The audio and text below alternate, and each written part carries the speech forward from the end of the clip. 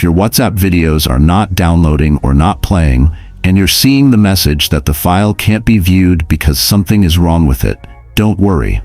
In this tutorial, I'll walk you through the exact steps to fix it.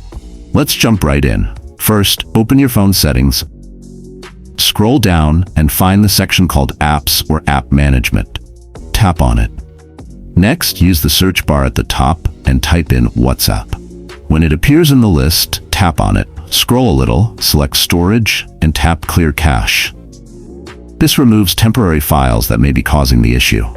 Go back, then tap Force Stop and confirm. This resets the app without deleting your data. Now return to your home screen and open the Google Play Store.